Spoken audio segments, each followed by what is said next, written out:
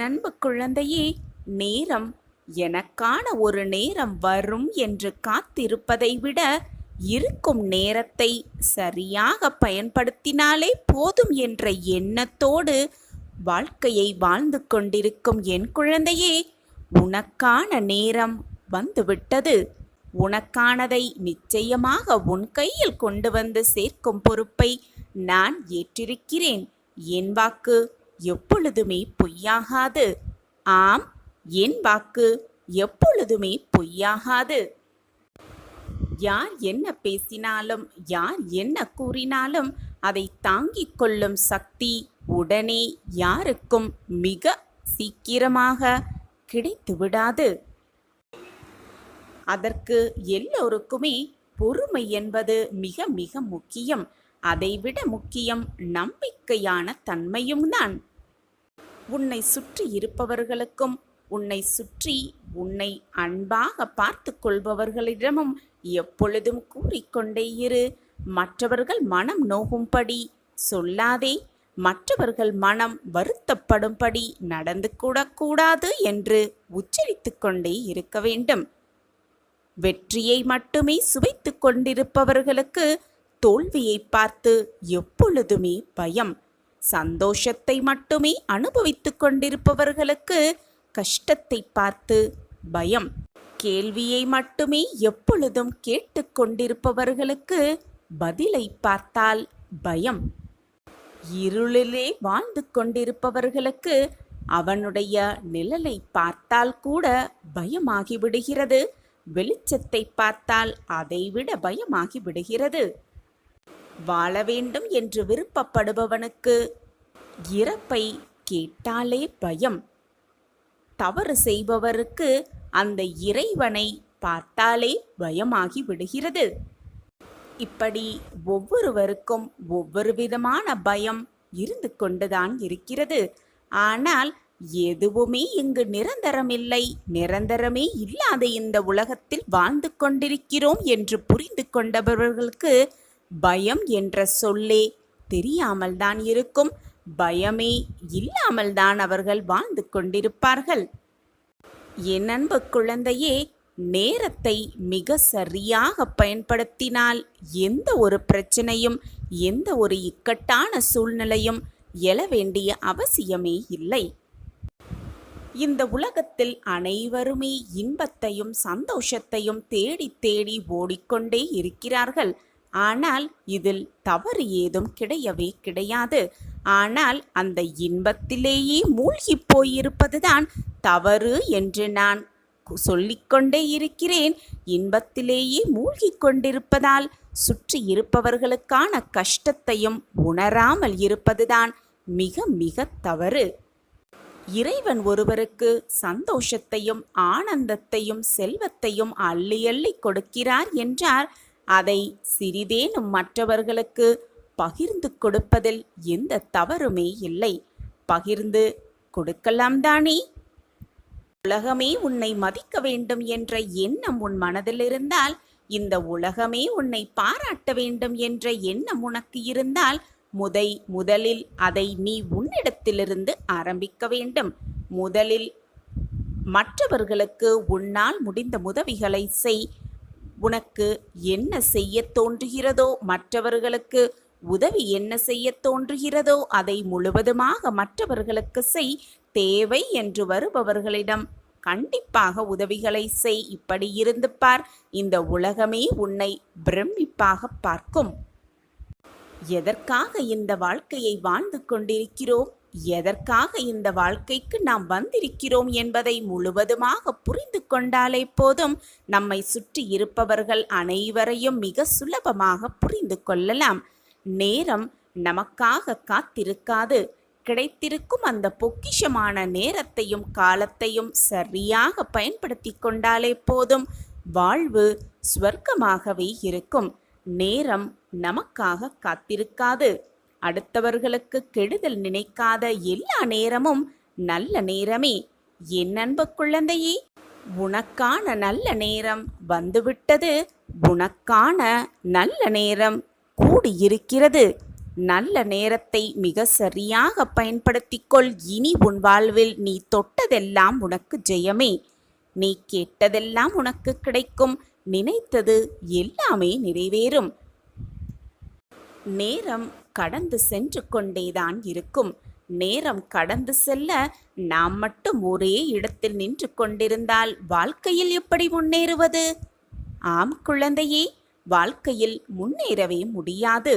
கடந்த பாதையை திரும்பி பார்த்து பெருமிதம் கொள்ளாமல் முன்னேற முயன்று கொண்டே இருப்போம்.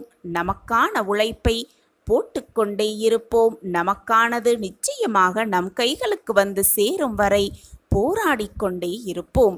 எத்தனை கைகள் கைவிட்டாலும் என்றும் நம்பிக்கை கை கொடுக்கும் என்ற எண்ணத்தோடு இருக்கலாம்.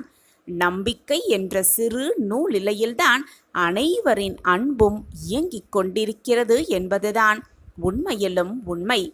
எல்லா துயரங்களையும் ஆற்றிவிடும் சக்தி காலத்திற்கு இருக்கிறது, நேரத்திற்கு இருக்கிறது.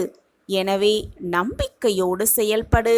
உனக்கானது நிச்சயமாக உன்னை வந்து சேரும். நான் அதை சேர்த்து வைப்பேன்.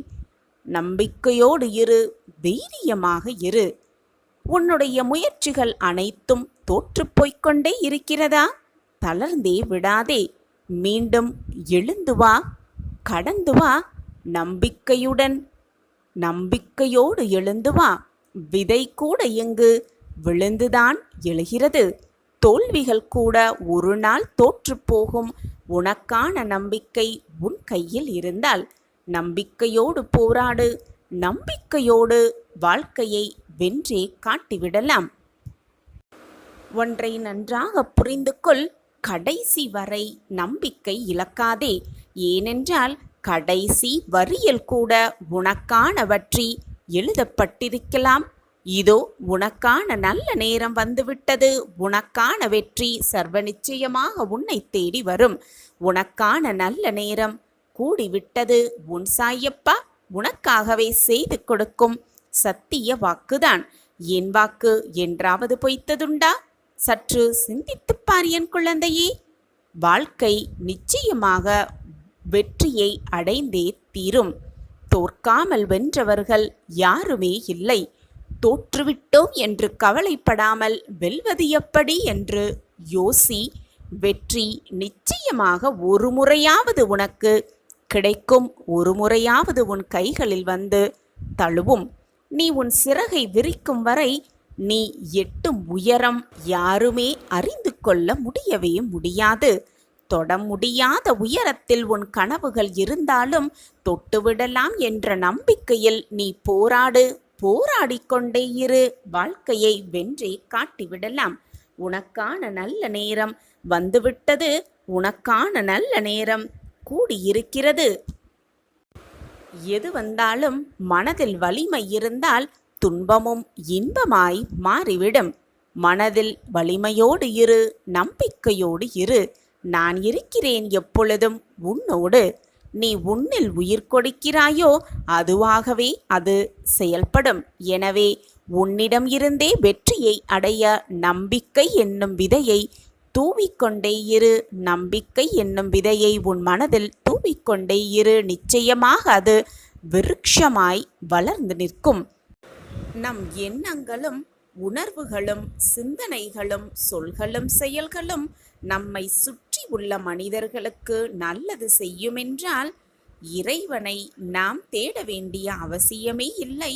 அந்த இறைவனே நம்மை தேடி வருவார்.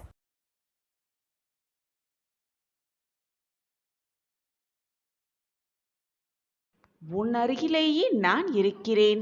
எதற்குமே பயப்படாதே. முன்னேற்ற பாதையை நோக்கி உன்னுடைய கால்கள் இனி நகரத் துவங்கும். நான் அதை நிகழ்த்தி வைப்பேன் உன் வாழ்வில். நீ ஆசைப்பட்ட வாழ்க்கையை உனக்கு பரிசாக அளிக்கப் போகிறேன். இனி எந்நாளும் ஏற்றமான காலமே உன் வாழ்வில். நம்பிக்கையோடு இதை முழுவதுமாக கேட்டுப்பார். இதை முழுவதுமாக கேட்கும் அந்த நொடி என்னுடைய பரிபூரண ஆசிர்வாதத்தை நீ சர்வ நிச்சயமாக பெற்றுக்கொள்வாய். என்னுடைய பரிபூரண ஆசிர்வாதத்தாலும் என்னுடைய அனுகிரகத்தாலும் உன்னுடைய கிரக நிலையெல்லாம் மாறி எப்பொழுதுமே என் வாழ்வில் எந்த மாற்றங்களும் நிகழவே இல்லையே என்று புலம்பிய உனக்கு நல்ல மாற்றங்கள், உன் ஆசைக்கான மாற்றங்கள் நிச்சயமாக உன்னை தேடி வரும். முயற்சிக்கான வெற்றி பாதையில் நீ பயணிக்கப் போகும் அந்த நல்ல தருணமும் உன்னை நோக்கி வரும். சர்வ நிச்சயமாய் உன் வாழ்வில் மாற்றங்கள் நிகழப்போகிறது என் பிள்ளையே. நீ கவலைப்படுவதற்கும் சலித்து கொள்வதற்கும் உன் வாழ்க்கையில் இது நாள் வரை எதுவுமே நடக்கவில்லை. அனைத்தையும் என் பிள்ளைக்காக நான் மாற்றியமைப்பேன். என் பிள்ளைக்கு செய்யாமல் வேறு யாருக்கு செய்யப் போகிறேன் உன் சாயி தேவா? அனைத்துமாக உன் சாயி தேவா இருக்கும் பொழுது எதற்காக உனக்கு இந்த கேள்வி? என் வேண்டுதல் வீண் போய்விடுமா என்ற கேள்வி உன் மனதில் எண்ணவே கூடாது. எப்பொழுதுமே கலங்காமல் இரு. நான் உனக்கு எப்பொழுதுமே துணையாகவே இருப்பேன். குழந்தையே, நீ எப்பொழுதும் என்னிடம் வைக்கக்கூடிய வேண்டுதல் அனைத்துமே பலிக்க வேண்டும் என்பதுதான் உன்னுடைய பிரார்த்தனையாகவே இருக்கிறது. இது எனக்கு நன்றாகவே தெரியும் என் குழந்தையே. உனக்கு எந்த நேரத்தில் எதை செய்ய வேண்டும், எப்படி செய்ய வேண்டும் என்று எனக்கு தெரியும், உன்னை படைத்தவனுக்கு தெரியும். எனவே என் குழந்தையே, எப்பொழுதும் வந்து எனக்கு இதை கொடுங்கள் சாயப்பா, என் வாழ்க்கையை இப்படி மாற்றிவிடுங்கள் சாயப்பா என்று என்னிடம் வந்து இதை கொடுங்கள் அதை தாருங்கள் என்று கேட்காமல், சாயிநாதரே, என் வாழ்க்கைக்கு எது நன்மையோ அதை எனக்கு ஆசிர்வாதமாக கொடுத்தாலே நான் மிகவும் சந்தோஷமாக இருப்பு. இப்படி மாற்றி வேண்டிப்பார், இப்படி பிரார்த்தனை செய்து பார்.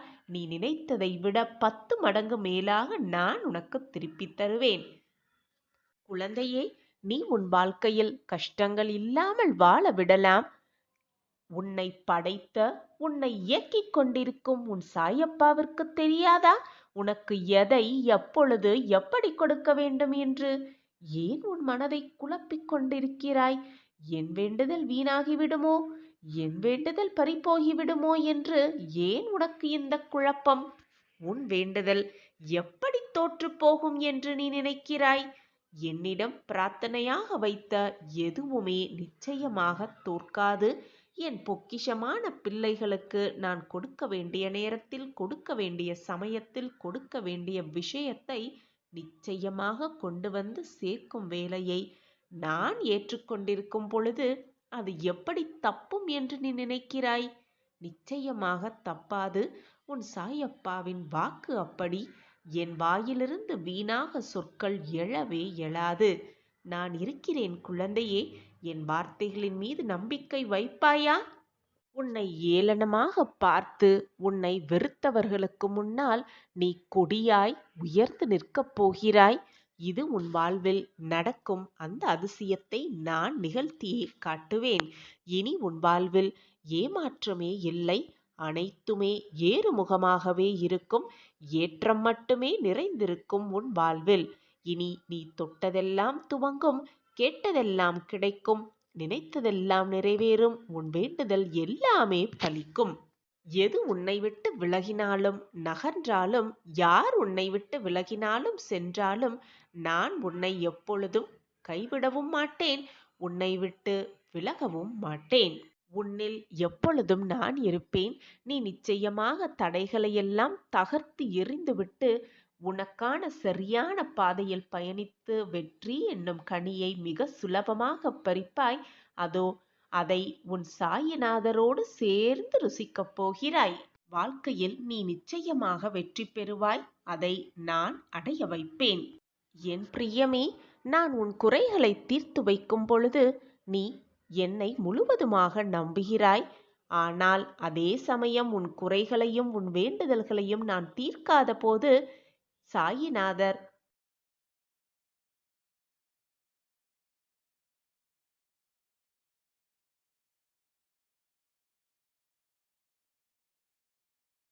என் பிரியமான கண்மணி மேல் முழுவதுமாக நம்பிக்கை வைத்திருக்கிறேன் என்றுதான் அர்த்தம். நீ வாழ்க்கையில் ஜெயிப்பாய். நிச்சயமாக தீர்த்து வைக்காமல் கொஞ்சம் தாமதப்படுத்துகிறேன் என்பதை புரிந்து கொள். எப்பொழுதுமே நம்பிக்கை நிறைந்த ஒருவர் யார் முன்னிலையிலும் எப்பொழுதும் மண்டியிடுவதே இல்லை. நீ என்னுடைய பொக்கிஷம் அல்லவா? உனக்காக மற்றவர்களிடம் போய் எதற்காகவும் மண்டியிடாதே. நீ மண்டியிடவும் மாட்டாய். உன்னுடைய நல்ல எண்ணங்களையும் நல்ல சிந்தனைகளையும் நல்ல மனதையும் பார்த்து அனைவரும் உன்னை விட்டு சென்று அனைவரும் உன்னை தேடி வருவார்கள். உன்னுடைய அன்பான அந்த மனதை பார்த்து உன் மீது உனக்கே நம்பிக்கை இல்லை என்றால் கடவுளே, உன் சாயிநாதரே உன் நேரில் வந்தாலும் பயனில்லாமல் தான் போகும். எனவே என் குழந்தையே, முதலில் உன் மீது நம்பிக்கை வை. உன் வாழ்க்கை மீது நம்பிக்கை வை. உன்னில் இருக்கும் உன் சாயப்பா மீது நம்பிக்கை வைத்துக் கொண்டே இரு. எது நடந்தாலும் நம்பிக்கையை மட்டும் இழந்து விடாதே. நம்பிக்கை வைத்தால் காத்திரு, பொறுமையாக காத்திரு. உன்னுடைய அன்பு, பாசம், நம்பிக்கை அனைத்தும் உன்னிடம் நிரம்பி இருக்கிறது. உன் அன்பை உன்னை புரிந்து கொள்ளாதவர்களிடம் அந்த அன்பை வீணடிக்காதே. உன் சாயப்பா மேல் நீ வைத்திருக்கும் பாசமும் அன்பும் எப்பொழுதும் நான் உன்னை விட்டு விலகும் தன்மை ஏற்படாது. நான் அதை ஏற்படுத்தவும் மாட்டேன். நான் கண்டெடுத்த பொக்கிஷம் நீ. உனக்கு நல்லது செய்யாமல் வேறு யாருக்கு நல்லது செய்ய போகிறேன் உன் சாயப்பா? வாழ்க்கையில் வெற்றி பெற தகுதி ரொம்பவே அவசியம் என் குழந்தையே. அதில் தன்னம்பிக்கை, குறிக்கோள், திட்டமிடல் மிக மிக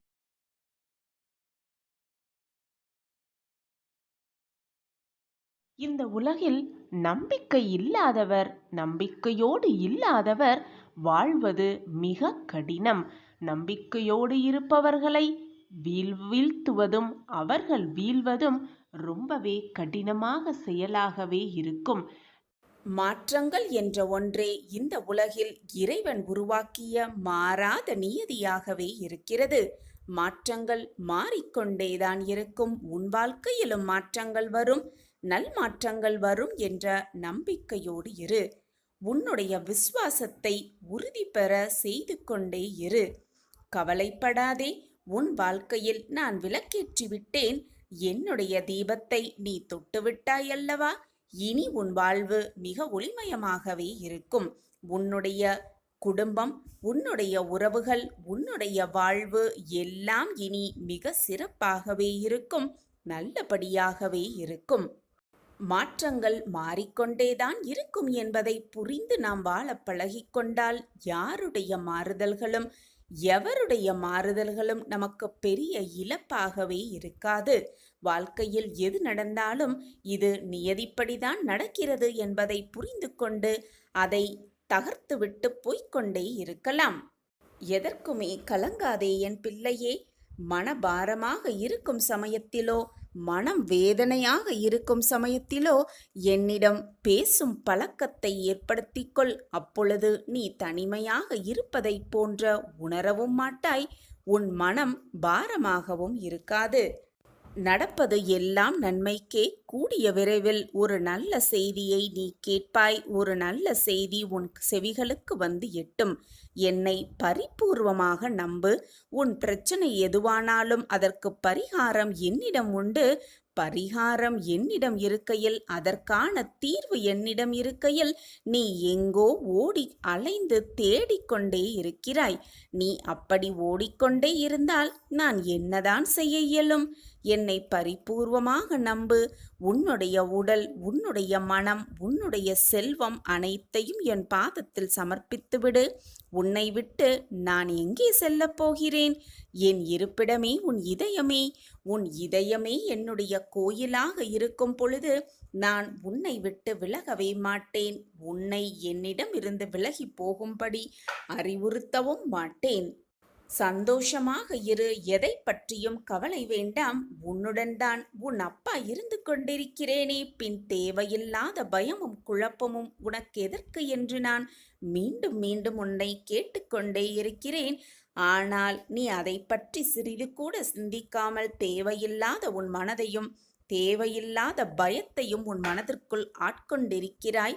நீயும் குழம்பிக் கொண்டு உன்னை சுற்றி இருப்பவர்களையும் குழப்பத்திற்கு ஆளாக்கிக் கொண்டே இருக்கிறாய். நடப்பது நடக்கட்டும், போவது போவட்டும், எது வந்தாலும் உன்னை நம்பிக்கையோடு அழைத்து வந்த உன்னை நட்டாற்றில் விட்டுவிட மாட்டேன் உன் சாயப்பா என்பதை தீர்க்கமாக நம்பு. சத்தியம் எப்பொழுதுமே தோற்பதில்லை. அதேபோல் நீ தோற்கப் பிறந்தவர் என்பதும் கிடையவே கிடையாது. வெற்றியடைவதற்காகவே நீ பிறந்திருக்கிறாய். உன்னை வெற்றி அடைய வைப்பதற்காகவே நானும் பிறப்பெடுத்திருக்கிறேன். இதுதான் உன் சாயப்பா உனக்காகவே செய்து கொடுக்கும் சத்திய பிரமாணம்.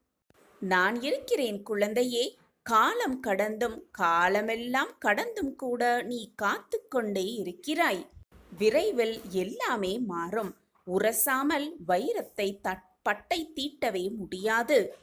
அதேபோல் நெருப்பில்லாமல் தங்கத்தை தூய்மைப்படுத்தவும் முடியாது. அதேபோல் நல்லவர்கள் சோதனைக்கு உள்ளாவார்களே தவிர நிச்சயமாக கைவிடப்படவே மாட்டார்கள். யார் ஒருவர் துவாரகா மாயின் படிகளை அடைந்தார்களோ அவர்கள் பெரும் துன்பத்தில் இருந்தாலும் கூட மிக பெரிய சந்தோஷத்தில் நுழைவார்கள் என்பதுதான் தீர்க்கமான உண்மை.